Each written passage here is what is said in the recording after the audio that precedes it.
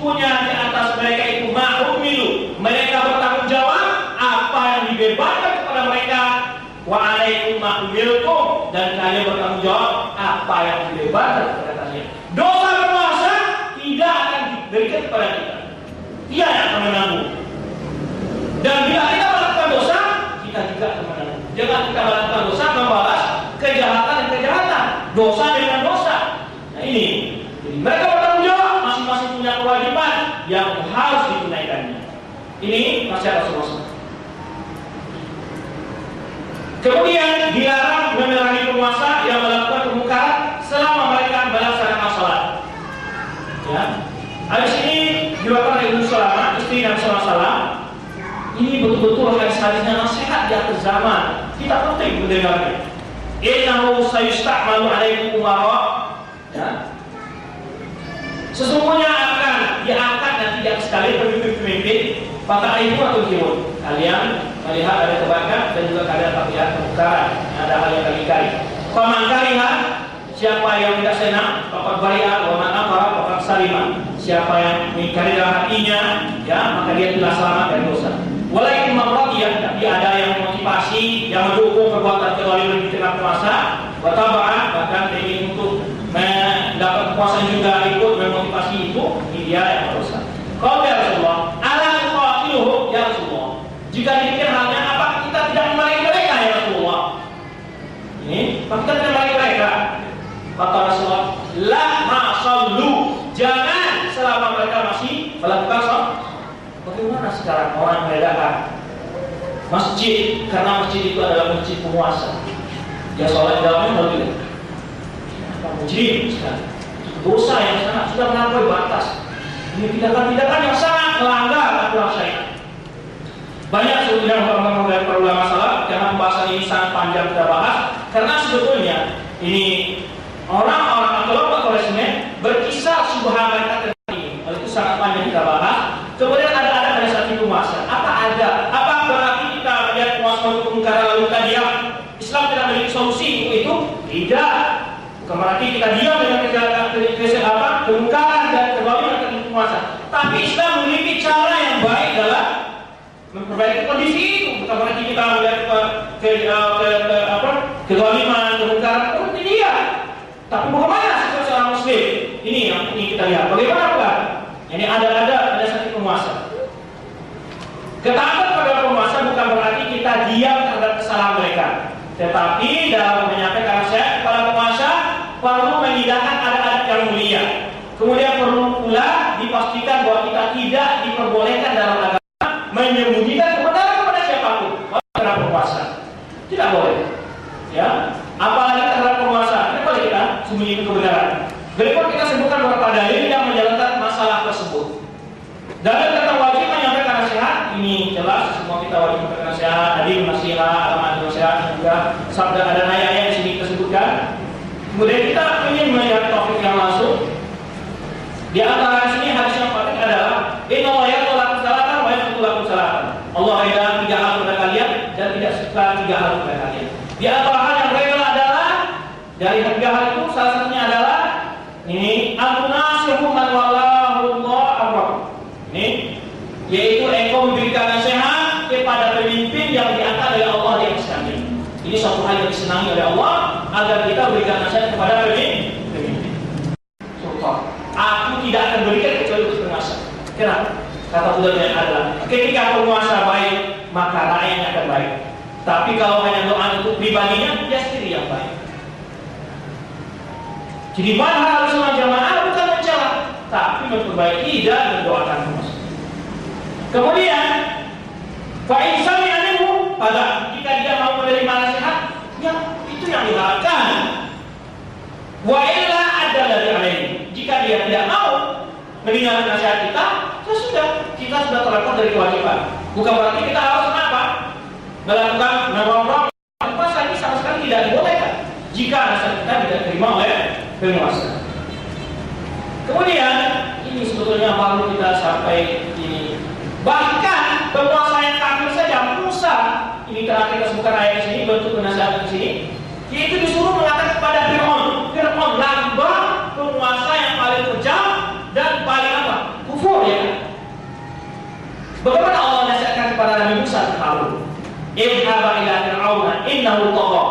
Pergilah kamu berdua wahai Musa dan Harun kepada Fir'aun. Sesungguhnya dia telah melampaui batas. Ya. Faqula lahu qawlan layyinan la'allahu yatadhakkar aw yakhsha. Maka bicaralah kamu berdua kepadanya dengan kata-kata yang lemah lembut, mudah-mudahan ia ingat atau takut kepada Allah. Qawlan layyinan, kata-kata yang lembut. Fir'aun lambang penguasa yang memang Fir'aun sekarang penguasa yang zalim. Masyhur.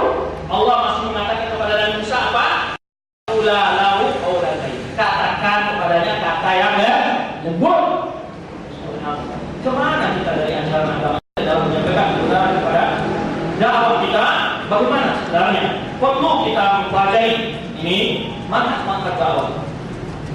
Berdasarkan kepada beberapa dalil tersebut di atas dapat kita simpulkan di sini ada adab yang amat penting diperhatikan dalam menyampaikan nasihat kepada penguasa, di antaranya persoalan yang diingkari bukan dalam hal konteks ijtihad. Ijtihad tidak bisa diingkari karena penguasa memiliki wewenang di situ.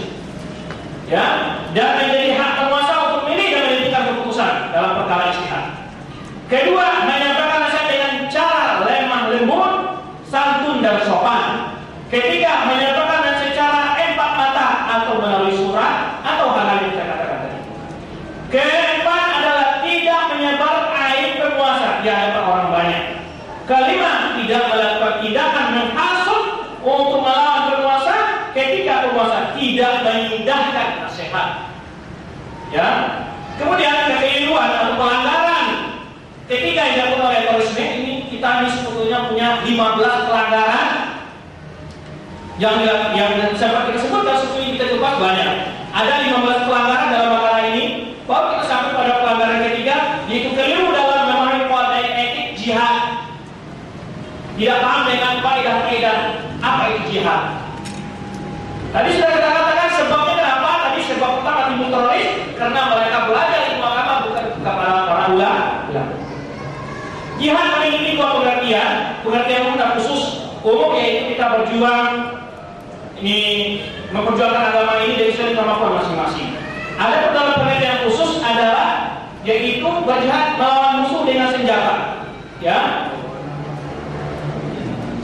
Sesungguhnya seorang muslim tidak melakukan tentang keutamaan dan kemuliaan jihad di jalan Allah. Ya. Tetapi jihad itu memiliki syarat-syarat dan ketentuan yang mesti dipenuhi. Sebagaimana wajibnya sholat memiliki syarat-syarat dan harus dipenuhi. Jika syarat-syarat tidak terpenuhi, maka hukum sholat tidak wajib. Demikian pula hukum jihad tidak wajib jika syarat-syarat belum terpenuhi. Ya. Seluruh dalil yang menyebutkan tentang keutamaan jihad dan kewajiban jihad semuanya bergantung kepada ketentuan dan keputusan penguasa. Bahwa jihad itu harus dilakukan dengan penguasa, bukan kelompok-kelompok kajian. Ya, kalau kelompok-kelompok kajian mereka tidak punya dana. Ya, kalau penguasa ada baitul mal, itu yang disebut dengan harta negara. Ada pasukan yang berlatih, meningkat mau berjihad. Ya, sembunyi-sembunyi latihannya. Ya, kalau salah pengikutnya dicontoh oleh orang, tak mampu lawan. Tapi penguasa yang memiliki kemampuan untuk melakukan jihad. Oleh sebab itu, syariat Islam mengatakan jihad harus dengan penguasa, bukan itu apa usaha kelompok satu kelompok berjihad, bukan. Ini ngaco, memiliki kekacauan. Oleh sebab itu dikatakan kecuali dalam kondisi yang satu, yaitu jika negara muslim diserbu oleh musuh, saat itu memang tidak perlu izin dari penguasa. Semua penduduk negara itu wajib mempertahankan negara ini. Ini yang satu kondisi. Ada jihad yang disebut dengan jihad itu dari jihad atau jihad yang betul menyerang kepada negeri lain, itu harus dengan penguasa. Bukan ada orang-orang menyuarakan jihad di luar dari penguasa, itu tidak benar. Salah satu syarat mutlak yang mesti dipenuhi adalah harus dibawa dari penguasa resmi, baik dari segi pembiayaan maupun dari segi menentukan anggota pasukan serta negara mana yang akan diperangi. Ini semuanya harus pemerintah. berapa uang yang harus disediakan, siapa orang yang cukup berhak dalam jihad ini, negara mana yang mau diperangi dulu. Itu tentuan dari siapa? Penguasa.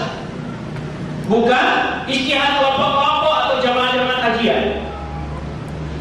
Jihad tidak bisa dilakukan oleh kekuatan liar, kekuatan liar atau kekuasaan liar yang tidak punya baitul mal, pasukan dan wilayah, tidak punya wilayah, tidak punya pasukan, Dan lebih mata lagi jika dilakukan oleh kelompok pengajian yang dipimpin oleh ustadznya, ini bahaya.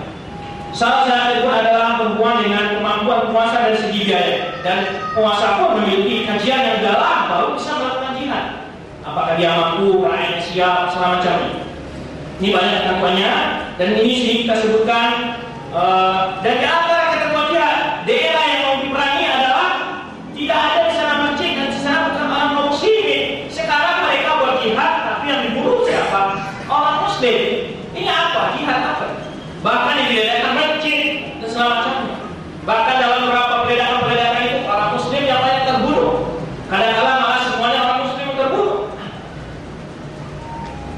Rasulullah sebutkan dalam sabdanya sini, Rasulullah mengutus kami dalam hadis Isam bin Ibn Isam Al-Muzani, dari Isam bin Muzani menyebutkan Rasulullah SAW ketika mengutus kami dalam sebuah pasukan, dia nasihatkan, idza ra'aitum masjidan, apabila engkau melihat masjid, kalian melihat masjid, aw sami'tum mu'adzinan, atau kalian mendengar orang azan, fala taqtulu ahada, jangan kalian bunuh seorang pun. Itu nasihat Rasulullah SAW kepada pasukan yang merugi. Jika melihat masjid dan mendengar suara azan, jangan dibunuh siapapun.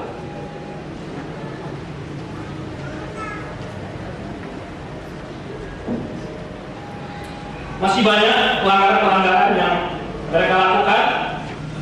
Dan di sini kita ungkapkan bahwa ulama mengatakan bahwa jihad mesti dalam bersama para pemimpin dan penguasa. Di antara ungkapan Imam Ibnu Qudamah dalam kitab beliau Al-Mughni mengatakan wa amrul jihad maupun ila imam wa ijtihadihi. Perkara jihad itu diserahkan kepada penguasa, kepada pemimpin dan ijtihadnya. Wa lazimur ra'iyah ta'atuhu bima yarahu bidzalik. Maka rakyat wajib taat dalam hal itu, wajib taat.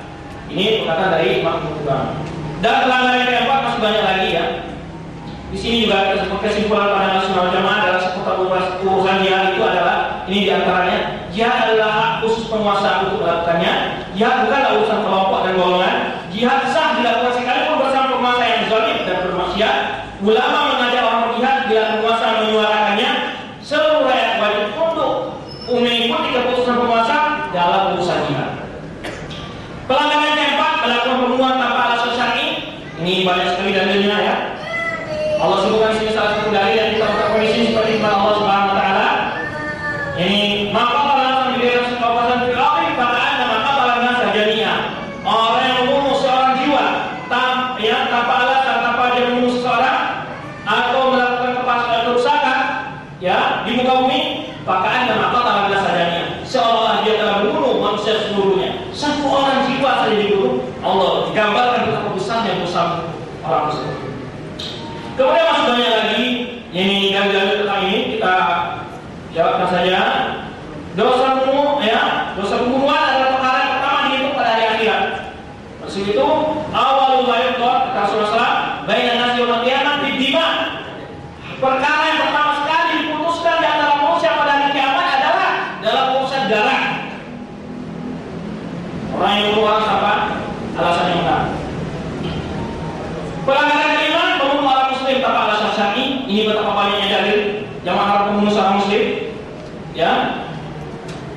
Kemudian pelanggaran keenam membunuh non muslim yang musta'man dan mu'ahad tanpa alasan syar'i. Di sini kita sebutkan